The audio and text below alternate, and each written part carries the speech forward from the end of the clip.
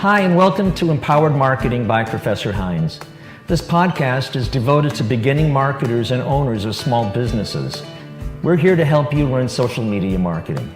Each episode presents important elements in social media marketing that you can use in your campaigns to generate better results, especially more business. Empowered Marketing is exclusively sponsored by A-Cubed Marketing Services in Orange County, California. A-Cubed Marketing Services serves small and mid-sized businesses in the areas of strategic marketing consultation, social media marketing using all forms of social media, campaign creation and management in both paid and owned media, pay-per-click campaigns, search engine optimization, graphic design, and videography. A-Cubed Marketing is owned and managed by me, Professor Joe Hines. My experience includes over 20 years of Fortune 100 corporation marketing management, as well as 10 years of academic work as professor at California State University Fullerton, Concordia University, Biola University, Cal Baptist University, and Fullerton College. You can find out more about A-Cubed Marketing Services. Use the link on the homepage of this podcast or call A-Cubed Marketing at 714-872-0561.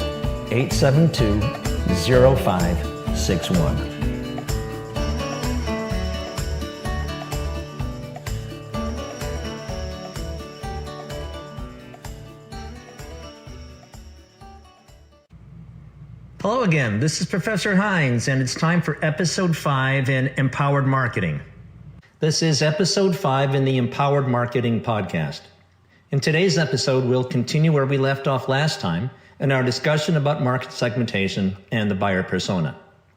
Geographic segmentation has been aided in a number of ways through the advent of Web 2.0 technology, GPS, and the integration of those technologies with social media profile data coming from users. We'll take a look at several technologies, including geofencing, beaconing, and geotargeting, and we'll look at how each of these are used.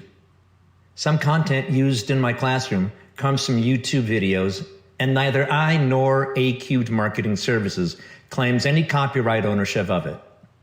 It's been left in to preserve the experience of my classroom at Whittier College. Once again, let's return to the classroom at Whittier. The blowout sales, right? Why is that so important? It's the end of the model year. It's the end of the model year, and I know that there's a lot of customers that have been thinking about buying a car all year, but they haven't wanted to part from their money yet. This is my last chance for 2019 to get some of those guys to spend their money. And they've already decided maybe that they like my car, but they're waiting for a killer deal on it. So that offer is just the trigger, just the tripwire that these customers needed to go and do the deal and drive the new car off the lot. Right? Okay. Now, if I did everything that I should have when you came into my dealership, I treated you like royalty, I didn't give you the full court press, I didn't stress you out, I didn't leave you hanging in the finance department, I didn't treat you like you were a 3-pound chunk of ham and I was a great white shark, right? I didn't do that.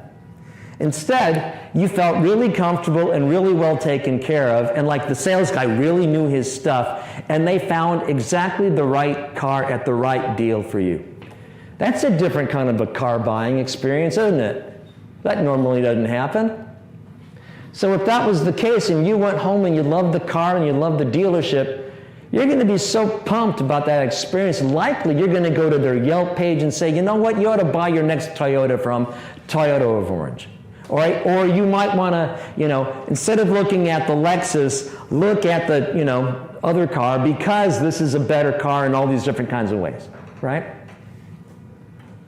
So if I go back to this earlier discussion about the buyer persona, and I have all this information that I've learned about my customers, now when it's time for me to craft this whole campaign of different types of information so I can handhold and walk the customer from the beginning down to the end, I know exactly what to talk about, right? I can get on this guy's page really quickly, can't I? That's why this is so important, okay? Now, in social media, we refer to doing this kind of process as creating a buyer persona. But I want you guys to know that this really isn't any different, really, than what we've always done in marketing, which is do a ton of marketing research. Look at consumer insights, and understand what's driving and motivating purchases. So in other words, we'll do focus groups or field surveys or telemarketing surveys or whatever, because all of that kind of work is allowing us to create this kind of understanding about the people that we want to shop our products and we want to sell to. But when we talk about it in social media, it's referred to as the buyer persona. Okay. Now, I mentioned earlier that geography is one of those 5 major ways of segmenting a market. And I mentioned that there's different kinds of technology now with the internet and social media that allows us to do that kind of segmentation. One of them is called geofencing. Okay? So geofencing is like drawing a virtual line around a defined geographic space. Now, you guys can't see this because it's too small for you in the back of the room, but this is actually a section of a screen off of Facebook, because I've been buying and running ads for my company the last month or so. And in Facebook, I can create what they call a custom audience. So what this says here, I know you can't see it, is it says location and living in. So where are the people that you want to reach? Or what geographies do you want to target?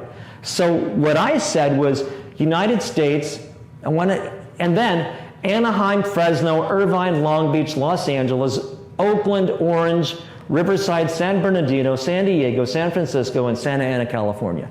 So like really big cities, I'm targeting the state of California, okay? The biggest cities in California. Well, that's one kind, right? I'm segmenting here on location. But down here it says, okay, the age of the people that I'd like to target is people between 30 and 65 years old. Because these people are likely to be decision makers and managers in their companies. I don't want to hit 18-year-olds. Those people are not going to do business with me. And the only reason that I'm advertising is so that I can win their business in their companies and become their marketing consultant or their social media marketer or whatnot. And I also want people who match these kinds of definitions, okay? Franchise industry, food packaging, sales management, dentistry, small and medium enterprises, small business owners, small business administration, winery, marketing, food processing, automotive, blah, blah, blah, blah, blah. So what I'm really saying is I want to talk to business people who are either owners or managers in these places who are between 30 and 65. If they're in Hawaii or Idaho or God knows where outside of California, I don't care about them. I really just want to talk to those people in California. Okay? So when we talk about just limiting it to geofencing, and I just gave you this list of cities, that's what we're referring to. Okay? So it's location-based ads, and the reason that we know that is a couple of different things. One, when we fill out our profile pages, we tell them, don't we? We tell them exactly who we are, and why do you suppose Facebook likes us to create a profile page in the first place? Because they want to know who we are? Or because they want to make all that data available to advertisers?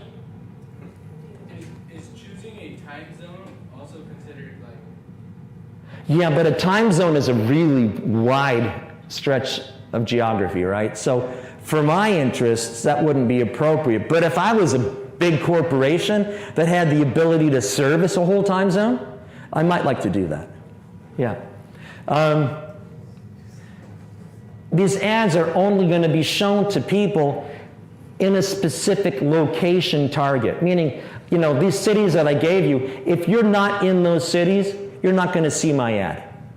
And that's just fine with me, because I don't want to pay to reach people who likely aren't going to do business with me, right? I don't want to talk to people in Montana.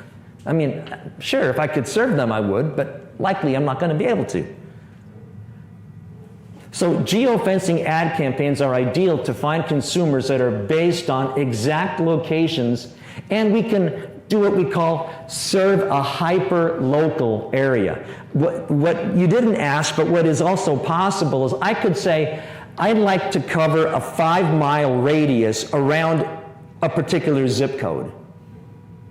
Now that's super local. I could say 1-mile radius around, what is the zip code here? 90608. So I could say half a mile. I mean, real tight, right? Right around that, and that's hyper-local. Now, I wouldn't do that. That wouldn't really be efficient, right? I mean, I'm not going to reach enough people. And, you know, and you have to have a certain critical mass to achieve anything. Meaning, let's say that in the geography that I just laid out for you, maybe there's 4.5 million people. Well, the conversion rate, the percentage of those 4.5 million people that I might be able to convert as a percentage is going to be very tiny. And since it's really tiny, I need to start with a fairly big number to begin with if I want anything meaningful to drop out at the bottom. Makes sense, right?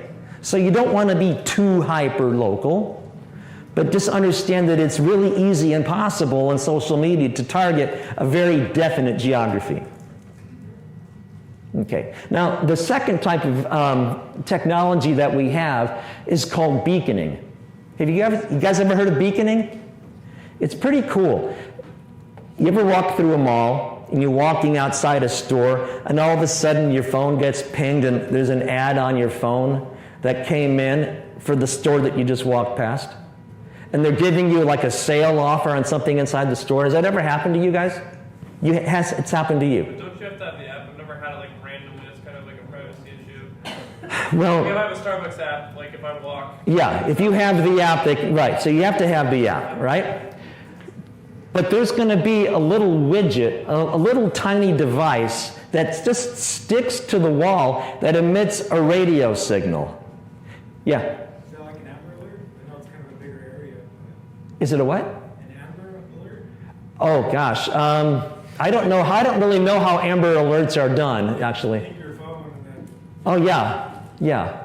But in that case, you don't need to have an app associated with it, because they know. Yeah.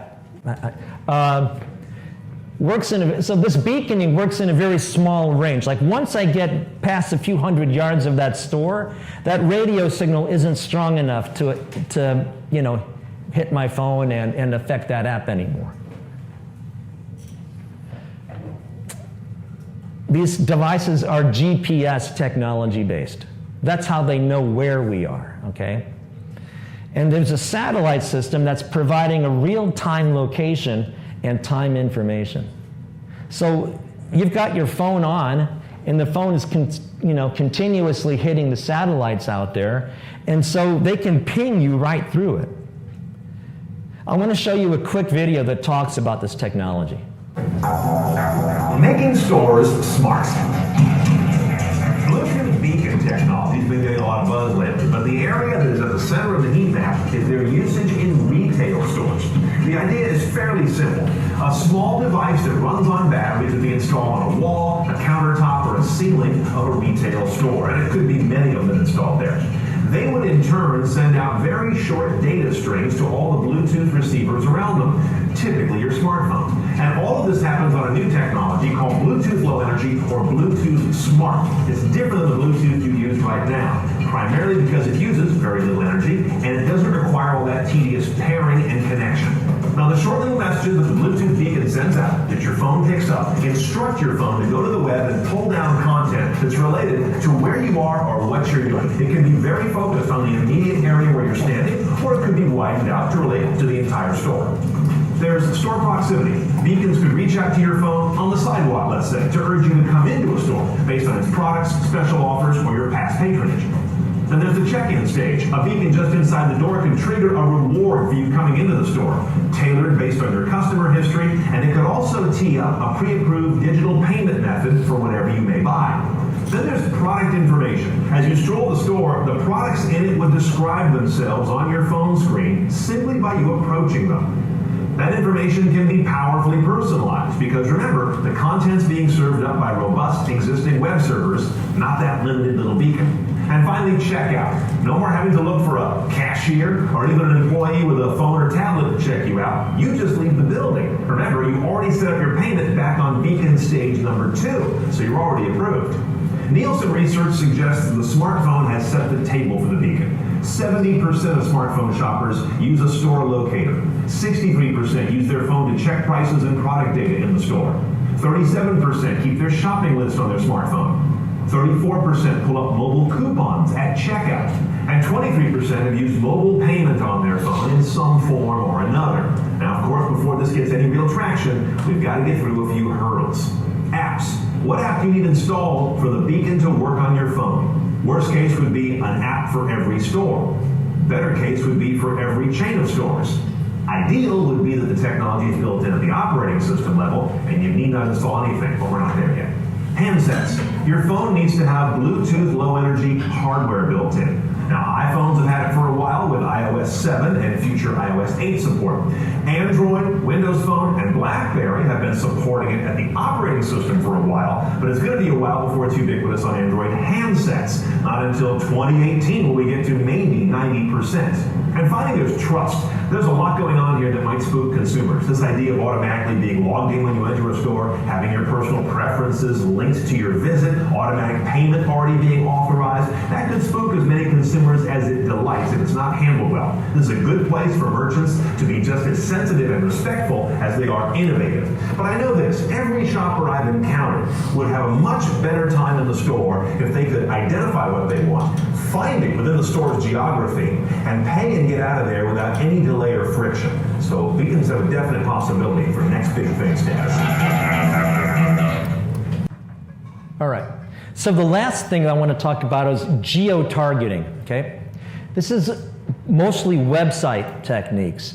And what happens is the ad server out there will see your IP address. And since it sees your IP address and it knows the geography, it knows where that server is, that the IP address is coming from, it can change the content that you're receiving on your computer. And so you might get a totally different set of ads that pop up or come across your screens or whatever, compared to somebody else who's in a totally different geography, okay? And this is what we call geo-targeting. Well, it sounds a little bit like geofencing, so I got one more video for you that kind of talks about the differences between these two. Now, you had a question, though. So I had a question about the beaconing. So let's say for Beaconing. For the beaconing, let's say for example, I was going to go to an event, and I know there's going to be a lot of people with the similar traits. I don't know, is it possible to, let's say, have like a backpack that has like a beaconing technology to show the ads that you wish to show, or the things that you wish to sell?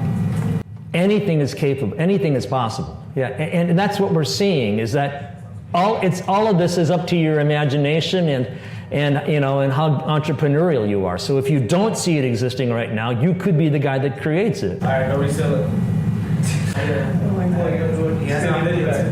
So now this is again geofencing versus geotargeting, so that you understand the difference between the two options.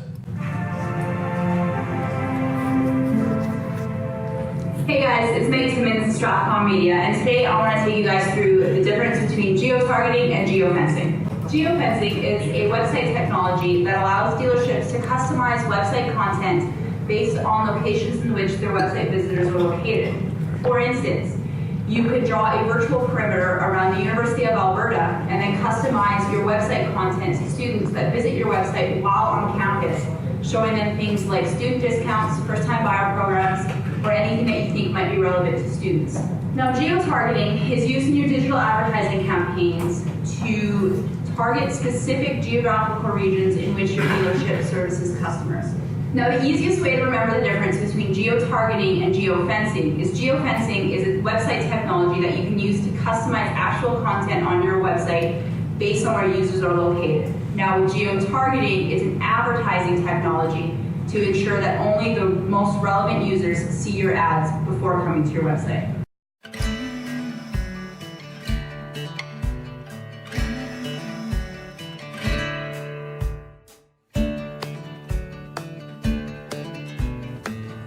This podcast, Empowered Marketing by Professor Hines, is exclusively sponsored by A-Cubed Marketing Services in Orange County, California.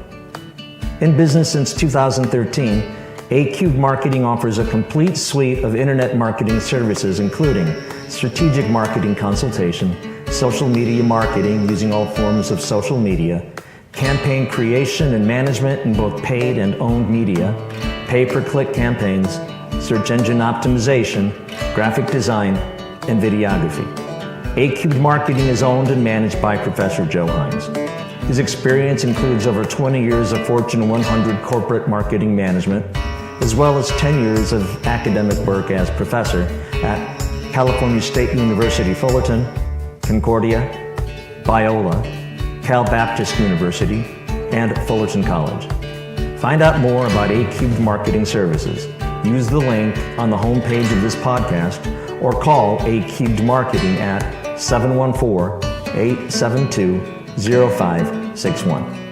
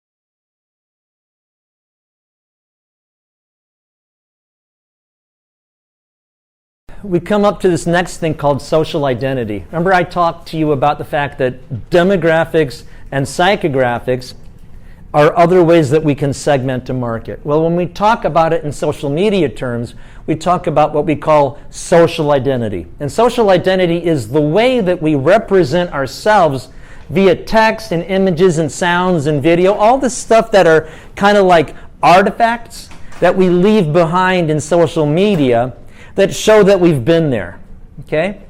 And I use the word artifact because it's a little bit like if you're an archaeologist, right? You're going back in time, looking at, the vestiges of things that people left behind. Over the summer when I was in Italy, we went to the southern part of Italy, south of Rome. We went to Pompeii, which is a really, really interesting place to go. I mean, you've got a whole city there that was covered in ash. I mean, and for thousands of years, no one knew it was there. But they've got, dogs that died in the lava, and in the ash, and the dogs are there, and the guy that was walking us through the place was describing about how when they were digging the thing up, they kept opening these pockets. Well, they didn't know why there were these big air pockets in the lava. Well, it was because those were not really, they were pushing through the outside of basically the bodies are not there anymore. All you've got anymore is like a cast that was around the body at one time, right? But everything disintegrated over 2,000 years, so it's all gone, except for the hollowed out space in this thing. So what you can see today is they've gone back in and they've filled in these pockets, and then when you pull it out, it's like a statue coming out of a mold. You know what I'm saying? So it's really interesting. Anyway, so on social media, to use that same example, that same analogy, we can learn a lot about the different people who are out there as marketers based on what are they talking about, what kinds of pictures are they putting up there, what kinds of statements, what do they like, what's their conversation like. All of this stuff tells us a ton about the individuals that are out there. And of course, what they're doing at Facebook and the other major players is they're combining your profile information with all of the stuff that you're actually publishing on social media to create a huge bank of information that says way more about you than you originally said in the few words that you wrote into your profile. Because, it's a little bit like nonverbal behavior. You know that in nonverbal behavior, only 20% of our actual communication with people is in what we say.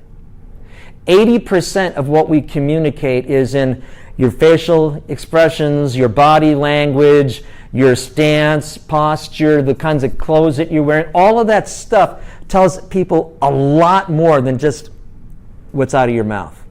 So in the same way, they look at all the stuff that you're creating and publishing on those pages, and they're saying, I'm going to take this and I'm going to create sort of buckets of people based on certain profiles, so that I know that if Joe's company is trying to hit particular sorts of individuals, I can identify those people because I've already grouped them in certain ways, and then Joe can take his targeted messages and send it directly to people who have shown themselves to be like this.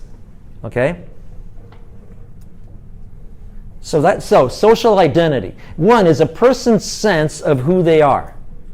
And it's based on, one of the things is group membership. I'll tell you about group membership. Like for me, for instance, right? Politically speaking, I'm pretty liberal.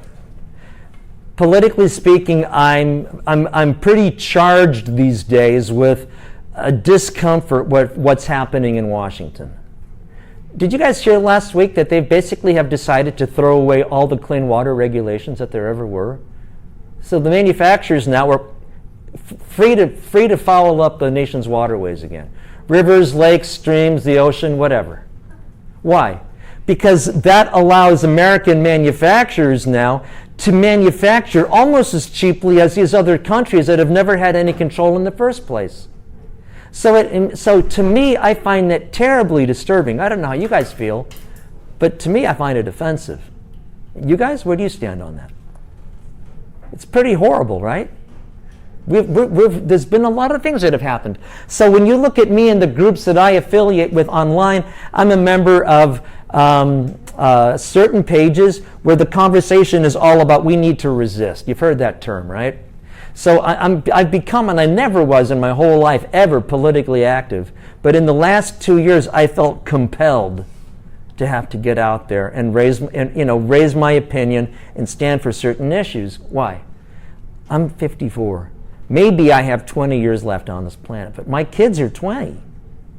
Y'all are the ones that are going to be stuck with the stupid decisions that my generation and our leadership are making for the world that you're going to have to inhabit when I'm gone.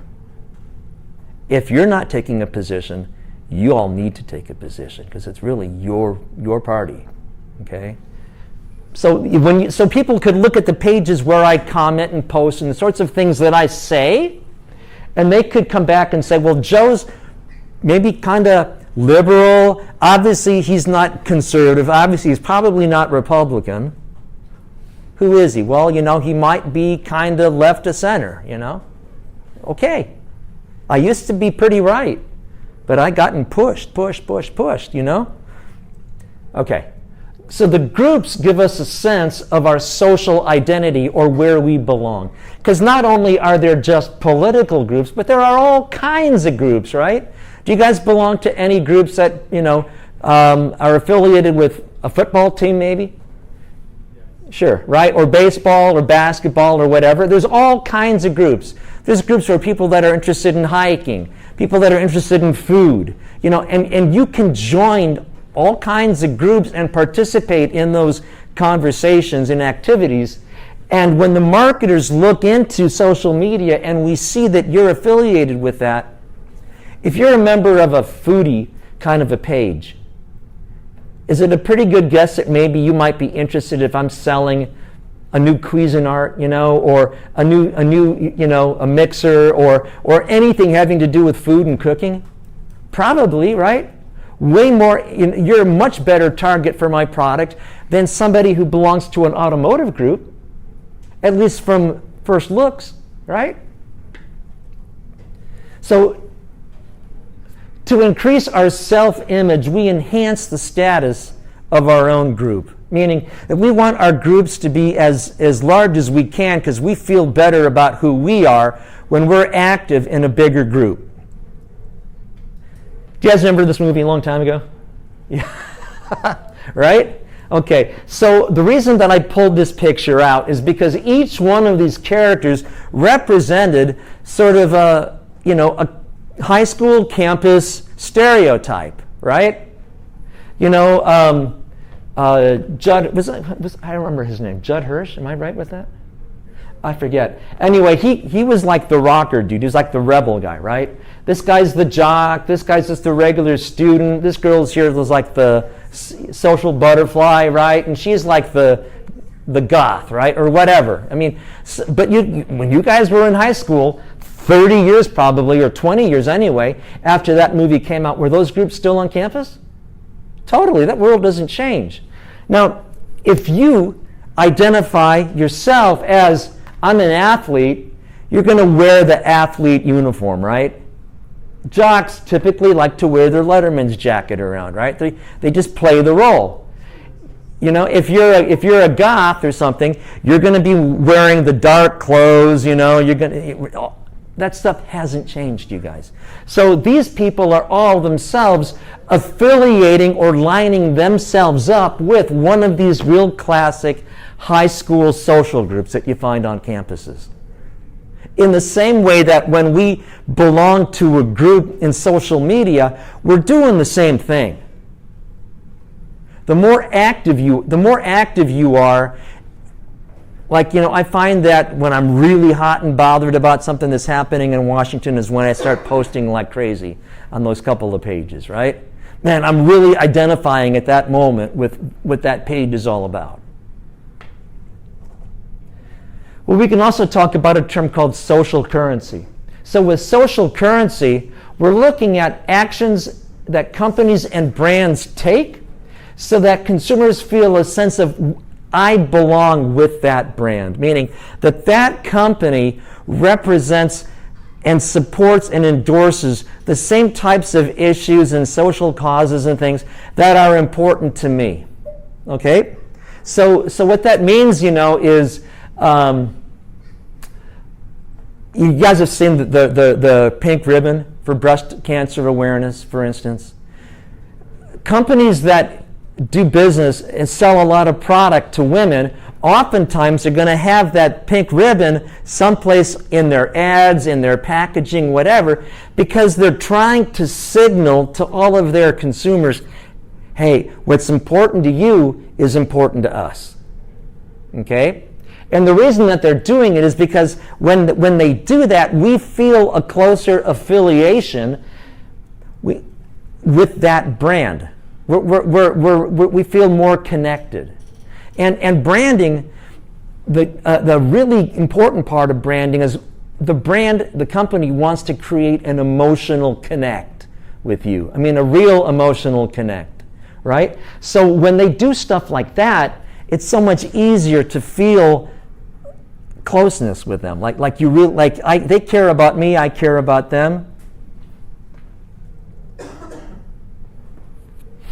Now, when we look at, so the social currency, and then when you feel more social currency, it's that you've got more sharing about the brand as part of their everyday social lives. So if you're a big supporter of, let's go back to like our class project.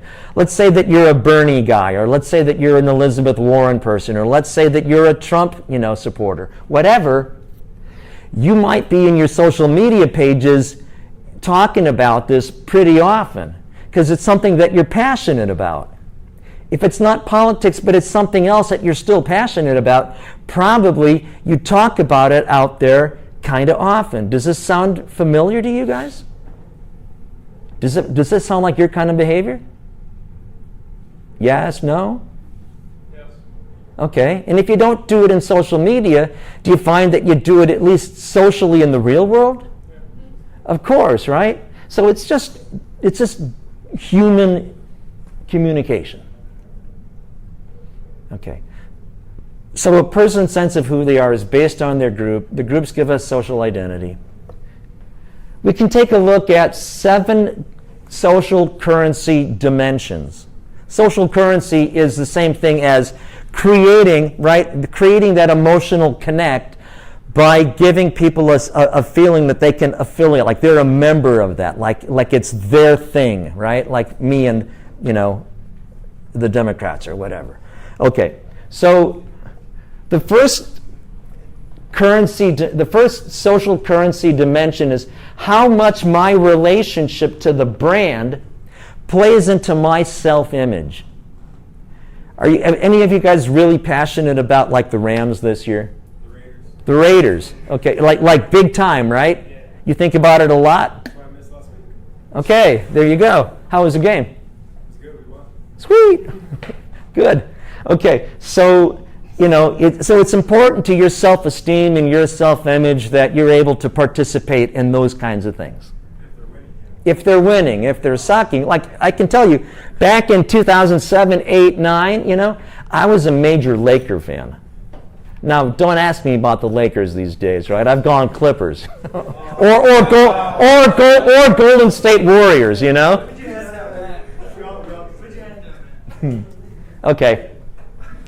So the next of these 7 social currency dimensions is how much I feel a sense of belonging or kinship with other people that like the same brand. So we typically, socially, a lot of times we see that in music, right? Who's your favorite band? Well, what you name the band, right? And you're going to have a lot to talk about with that person if you're a big music head like I am, right? Or about the Raiders, for instance, or whatever. What's with Las Vegas, anyways? Okay. So you feel kinship, and then that's that sense of belonging. That's the second thing. The next thing is how much the brand facilitates communicating who I am. So, back before when we're looking at that picture of the cast from The Breakfast Club, those people wore particular brands because it was an indication of who they are. Like, back in the day with Run DMC, Adidas was the brand, right? Why? Well, that's just what it was. And if you were into that brand, maybe you were wearing the same stuff, right? Okay. How much the content shared by or about the brand, quote, engages me. Now, when we talk about engagement, we're saying this company, this person posted something, and I really liked it. In fact, I liked it so much that I didn't just look at it or view it or whatever. Maybe I shared it on my page. Maybe I responded and I posted something on that person's page. You know, so the more that you do something with somebody else's material, the more engaged you are, okay? Another one is how much the brand helps me forge new social connections or relationships. So do you guys find that there are certain places where you're connecting with other people over a brand? Well, if you do a tailgate party at a Raiders game, for instance, right? That's one example. Can anybody else think of another example like that? Going to a concert. Sure, right? Yeah, you go to the show. Okay. How much other people help me discover, remember, discover, evaluate down here, and make decisions about the brand. How much other people in the social media world help me complete my consumer journey, like we were talking about earlier. Do you know that 60-70% of all purchases that get made these days are social media influenced? When people go to start doing their research, one place that they frequently go is to Facebook to say or to see what are other people saying about this product or this brand. So they'll go hashtag whatever, right, in the search field in there, and it'll generate a big long list of anything that might be related to that subject. And that's helping us inform our decision making. And the last one here is how much my engagement with the brand or its customers enhances the value that I get from the brand. So if it basically says, and this is going to go back to you guys, like back to junior high and high school years. If other people think the brand is cool, you've now been given permission to feel like that brand is cool. Right? The old peer pressure thing? But peer pressure, all we're saying here is that peer pressure continues to play a role in our lives in social media. So here's a few examples, right? So, you know, here's your Rams fan, right? And she's feeling pretty good about herself, you know, she's got the self-esteem. This guy here, does anybody really need a Mercedes with gull-wing doors? That I can get from point A to point B without spending $150K on a car. Right? I pretty much can. But if I want to show the world that I'm a super successful executive and I've got all that and a box of peanuts too, then I'm going to drive this car because I want everybody else that I pass on the road to feel envious. Why can't I be that dude? And that's worth, to this guy, at least an extra $90,000 for the car, just knowing that everybody else is envious. Okay? Now over here, this is Harley Davidson. And Harley fans are big time into the Harley brand. They've got Harley jackets and Harley belt buckles and the shoes and the boots and the whole lifestyle that goes along with it. They're in gangs or motorcycle clubs or whatever. They go cruising through Cook's Canyon, you know, Carbon Canyon, or the one down there by Ortega Highway on the weekends. They stop at Cook's Corner for breakfast. You guys have seen these dudes, right? This is a sense of belonging that goes along with the brand. Social connections. So here's, you know, a big concert situation, right? This is a band called Phish. You guys know who Phish is? Right? It's kind of like the Grateful Dead sort of. Touring. Still touring. Yeah, right? People are still going to see Dead and Company, too. Yeah, they are. Still a thing. Okay. So, social identity, the way we represent ourselves via text and images and sounds and video to other people who are accessing the web. Basically, what you're saying is, get this is a little rude, but it kind of works. And I know this as I walk my dog 2 or 3 times a day. When I walk my dog around the neighborhood, he always wants to sniff, And what follows right after that sniff? He kind of cocks over to one side, raises his leg, and he does his thing. Because when he took that sniff, he said, my buddy, whatever, Bonzer, left his scent here, just like when you go to social media and you leave your mark there, or if you're a gang member and you're scrolling graffiti all over the walls, dude, it's the same behavior, right? Isn't it exactly the same? Totally. Okay, now there's big social data. Big social data is data generated from technology-mediated social interactions and the actions online that can be collected and analyzed. So I've been really talking about big social data for quite a while now. I told you that we take all this information from your profiles, and I told you that marketers take a bunch of other information from everything that you leave around the internet when you're on pages and you're writing and posting photos and videos and comments and emojis and whatever. All of it is a big reveal on who you are and what kinds of values and what kinds of interests that you have. Makes sense, right? But we call it big social data because there are really, really sophisticated software programs out there that will go and scrape everything, all that information up out of there and put it into an analysis that marketers can read and make decisions on and act on. It's very, very sophisticated, okay? And it becomes big data because that's exactly what it is. It's big, huge chunks of information that help these marketers make informed decisions about the messages and the products and the places they should be and all of that. We go back to that buyer persona thing that I was talking about earlier. And if you take this as my customer and you take big social data and you put it on top of that buyer persona, you're now saying, I have the tools that I need to make sure that when I'm spending my money on advertising and social media, when I'm spending my money, I'm hitting exactly the people that I want to hit. Makes sense, right?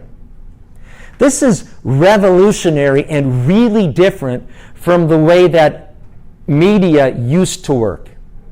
With radio, print, television, all that stuff, all they could really tell us was, well, the audience is about 3 million people tonight. But I didn't really know exactly who was watching at any point. In fact, I didn't really know if they had gotten up and left the room. All I knew was at the size of the audience. And so the marketers are paying a big chunk of cash to reach these 3 million people. But what's happened is that out of those 3 million people, only a small portion of them, or some portion of them, were actually the people that they wanted to reach. So you have all of these people here that are out watching television, and maybe right here is who we really wanted. But to get them, I couldn't just buy this. I had to buy this, right? And then I don't know if they're paying attention. Do we know when people are paying attention to our stuff in social media or on the internet? How do we know? Well, sure, engagement, interaction, likes. Not only that, but just every single click is counted. Every single stinking mouse click. Okay?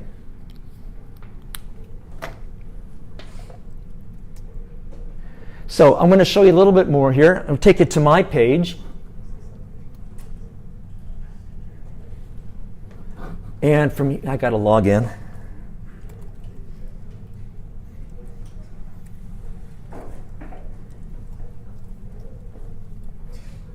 As a matter of fact, do you guys feel like you need a break right now?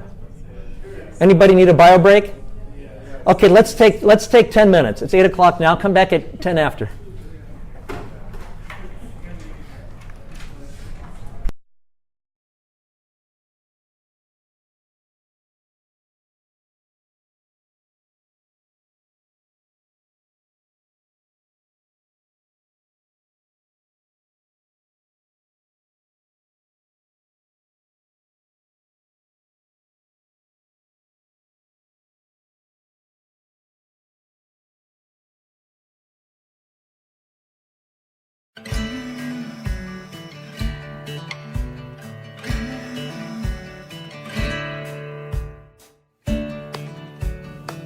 Hi, and welcome to Empowered Marketing by Professor Hines. This podcast is devoted to beginning marketers and owners of small businesses. We're here to help you learn social media marketing. Each episode presents important elements in social media marketing that you can use in your campaigns to generate better results, especially more business. Empowered Marketing is exclusively sponsored by A-Cubed Marketing Services in Orange County, California. A-Cubed Marketing Services serves small and mid-sized businesses in the areas of strategic marketing consultation, social media marketing using all forms of social media, campaign creation and management in both paid and owned media, pay-per-click campaigns, search engine optimization, graphic design, and videography. A-Cubed Marketing is owned and managed by me, Professor Joe Hines. My experience includes over 20 years of Fortune 100 corporation marketing management, as well as 10 years of academic work as professor at California State University Fullerton, Concordia University, Biola University, Cal Baptist University, and Fullerton College. You can find out more about A-Cubed Marketing Services. Use the link on the homepage of this podcast or call A-Cubed Marketing at 714-872-0561.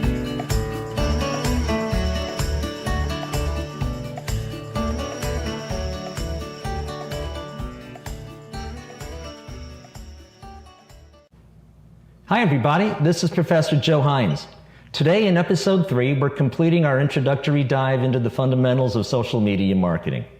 We're continuing our discussion of the social media environment, key players, and important fundamentals that are important to understanding the rest of our podcast episodes. I hope that you're enjoying this podcast as much as I'm enjoying creating it for you. Just like in my classroom, if you've got questions or you'd like to contribute your thoughts on things we're talking about, I'd love to hear from you. You can reach me through my contact page on my website at acubedmarketing.com. You'll also find a link to the site on the homepage of this podcast. So drop me a line or even pick up the phone and I'll do my best to get back to you within 24 hours. Let's get rolling with episode 3. So let's take a look at the kind of behavior that people are exhibiting in social media. I mean, one, we've already talked in a few different ways about how people share information. Well, we'll look at later in the semester how we can talk about social media and that world as being composed of 4 unique zones. There is a community zone. There is what we call a publishing zone. There's an entertainment zone. And ultimately, there's also a shopping or a commerce zone. So in the sharing area, we are visiting each other's pages, we're texting once in a while, or we are dropping a post, or responding to a post, or maybe we're seeing a post that somebody wrote themselves and we say, hey, I like that, I'm going to share it on my page. So we share that content. In different ways, we're reaching out and we're establishing community. One level of sophistication up from there would be, okay, we're in the publishing zone now. So if you're writing blogs, or if you're creating videos, or maybe you have a podcast, if you're doing creating webinars for your business, if you're doing any of these things, you're now in the creation category. We talk on social media, which could include the sharing that I've mentioned earlier. But we can also do things like Google Hangouts, where now we're actually sharing video and we're communicating in actual speech with each other. Or there are things like WhatsApp, another social media example, where we can actually record a message into WhatsApp and then send that to somebody rather than sending them a text message. And better yet, and I don't really know how phone companies make money anymore in this world, but with WhatsApp, you can actually hold internet, transatlantic, transcontinental phone conversations for free on their system. Of course, we all work, so as you guys get into your careers, you'll be able to go online and do document sharing. How many of you guys currently do anything with Google Docs or have information saved in Google Drive? Well, we've got virtual work teams where people may never actually ever set foot in the same workspace again, but we can all in real time work together and hold meetings and work together on the same documents and be very, very productive. And if we're not doing that, certainly we're capable of using the video conferencing video conferencing capabilities to facilitate that sort of a thing.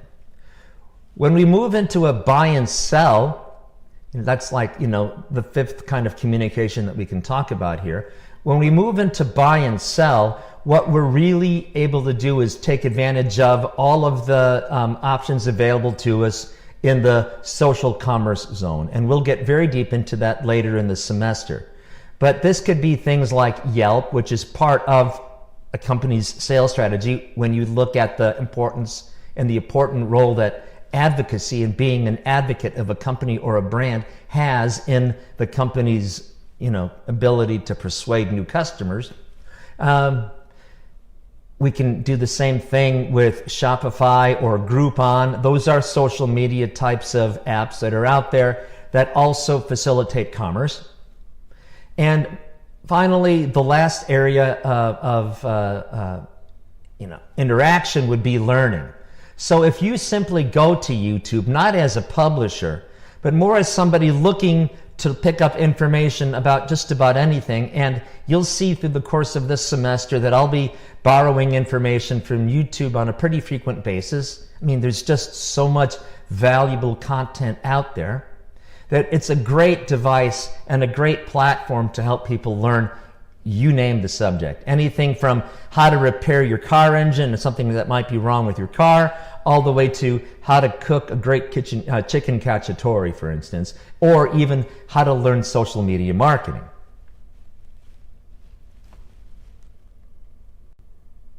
I've already mentioned a couple of times, the term Web 2.0.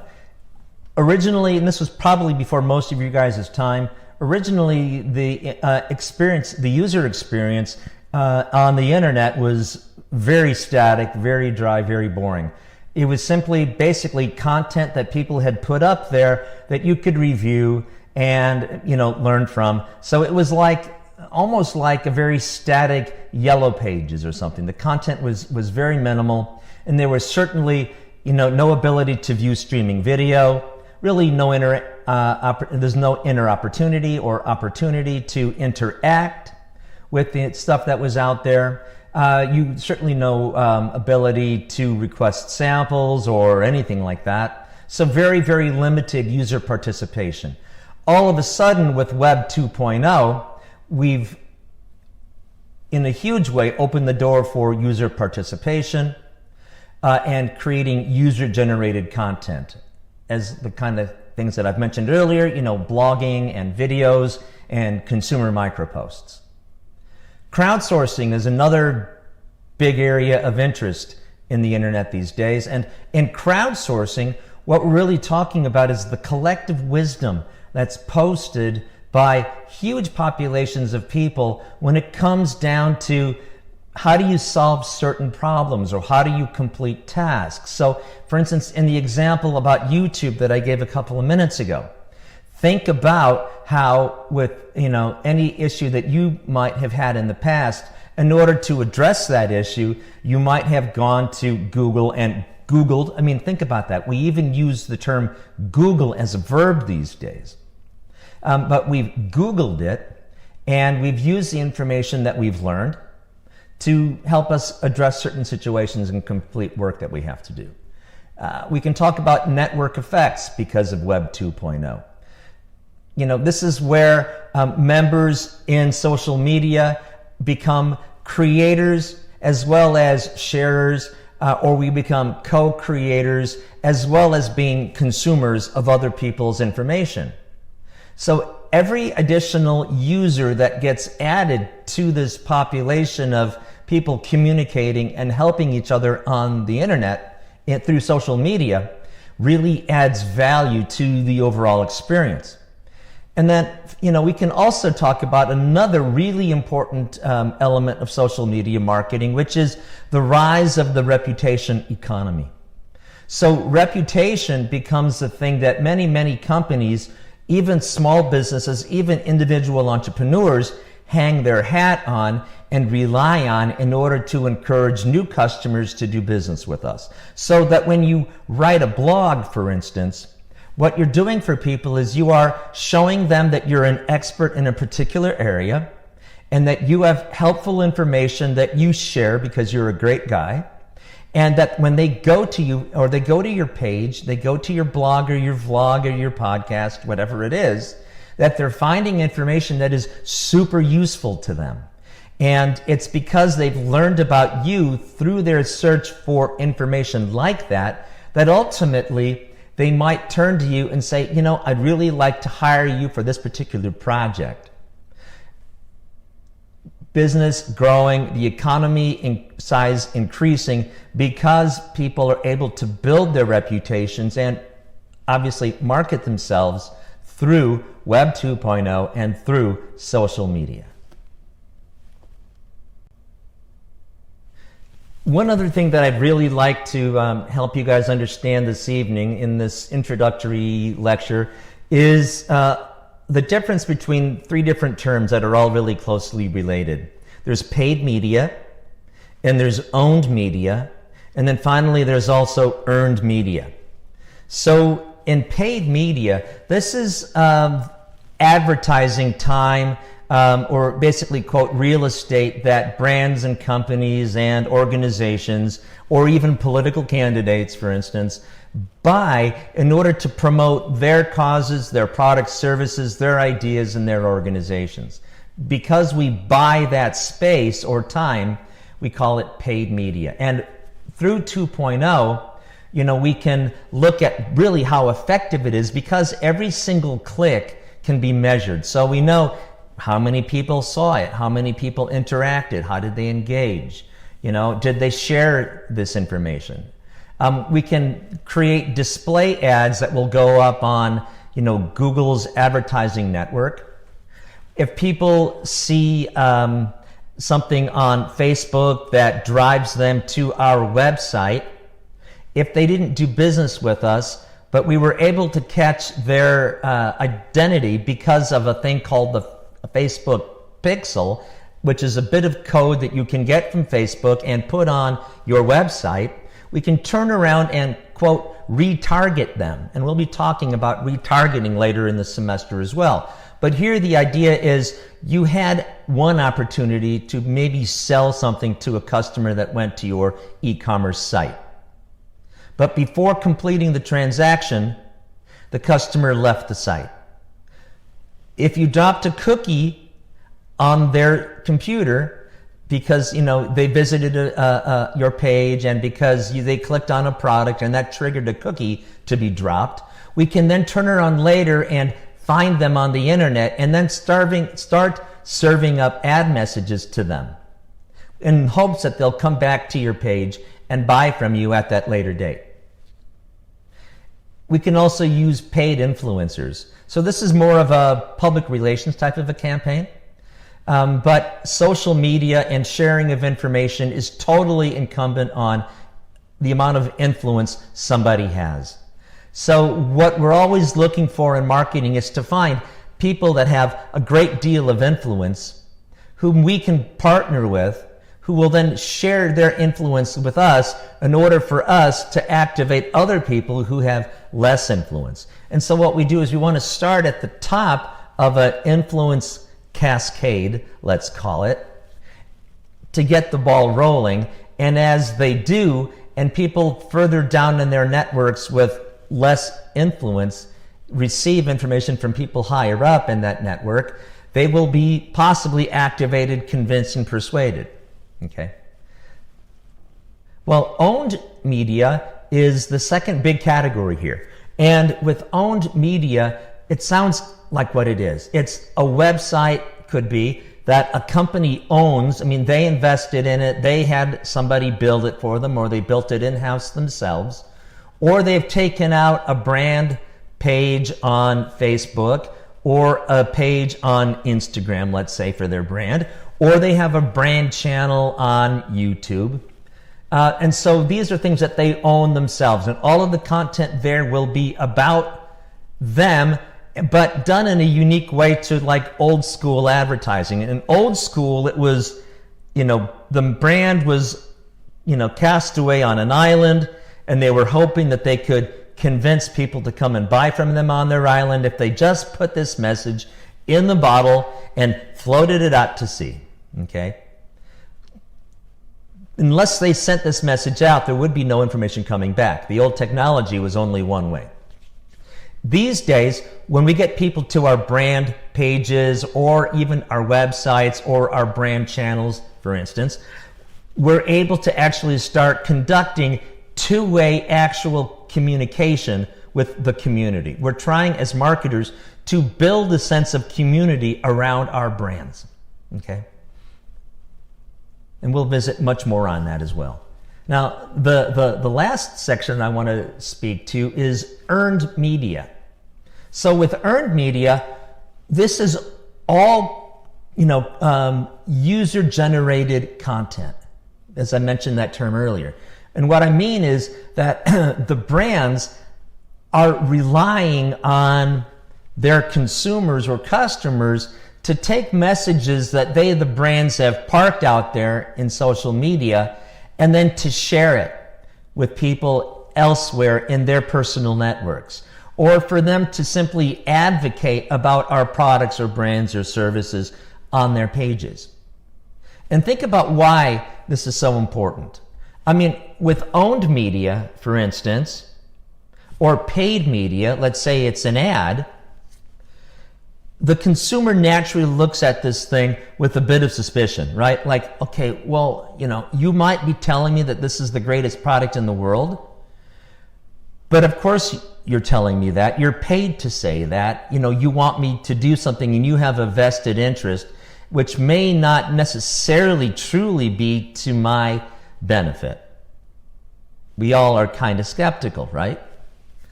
However, when you see similar information being shared on the pages of people that you personally know, all of a sudden it has that personal level of endorsement.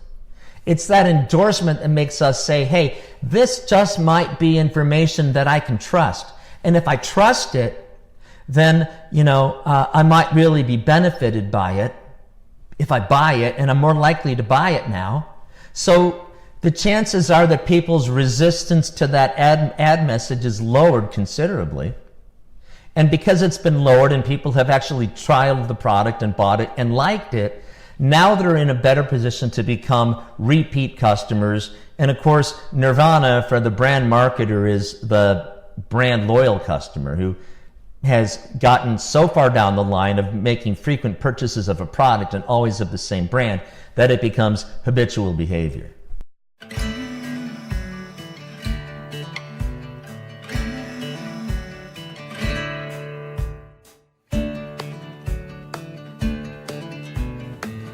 This podcast, Empowered Marketing by Professor Hines, is exclusively sponsored by A-Cubed Marketing Services in Orange County, California. In business since 2013, A-Cubed Marketing offers a complete suite of internet marketing services, including strategic marketing consultation, social media marketing using all forms of social media, campaign creation and management in both paid and owned media, pay-per-click campaigns, search engine optimization, graphic design, and videography. A-Cubed Marketing is owned and managed by Professor Joe Hines. His experience includes over 20 years of Fortune 100 corporate marketing management, as well as 10 years of academic work as professor at California State University Fullerton, Concordia, Biola, Cal Baptist University, and Fullerton College. Find out more about A-Cubed Marketing Services. Use the link on the homepage of this podcast or call A-Cubed Marketing at 714-872-0561.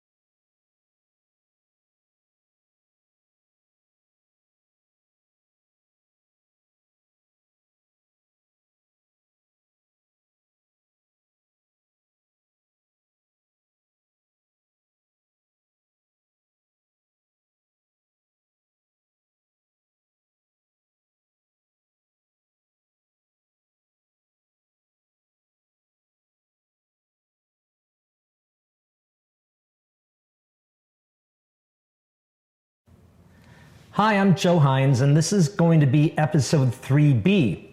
It's a short section just to finish up the conversation that we were having at the end of episode 3 about paid, owned, and earned media, and the basic tactics that social media marketers are using to engage with their target customers and consumers in each of the separate ecosystems.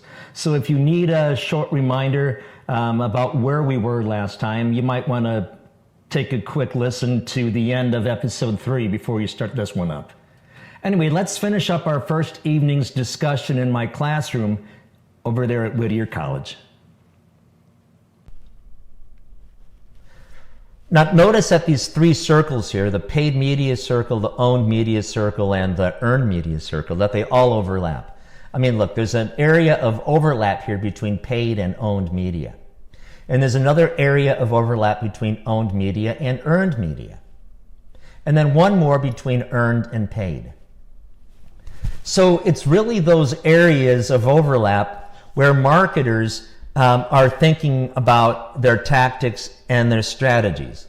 So if I'm running a paid media campaign, one of the things that I'm going to be doing in my campaign is making sure that my campaign is going to communicate, I really want you to visit my website, my web page. I really want you to visit like me on Facebook, or follow me, on Facebook, or visit my Instagram page, or whatever it is. In fact, when they get to the owned media part, and now they're there, if you're not creating a link from your post in social media, or at least from your profile page if you're on Instagram, if you're not creating that link for people to follow, then you're never going to get people to leap back over to your website.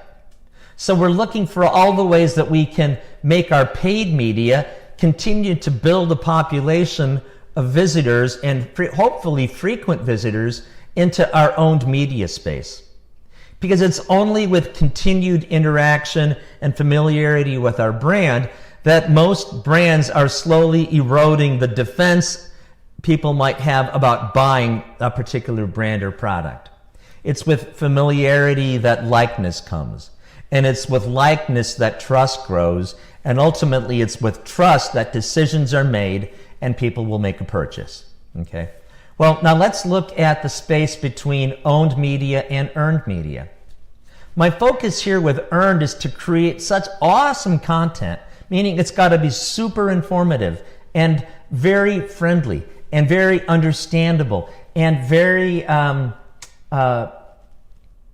tuned in to the needs of the people who are visiting our pages, very consumer sensitive, and it's about helping them solve real problems that they have. It's only by sharing that kind of content that the consumers themselves are going to take that content and say, hey, this is really something that I should share with other people. Of course, to the brand, when people share that page or their message, along with the helpful information, of course, comes a reminder about who made this information possible. And of course, it ties back to the brand. And then finally, there's that space between earned and paid again. And what we'd like to see sometimes is not only do they like our more bloggy kind of content, but they even like our ads.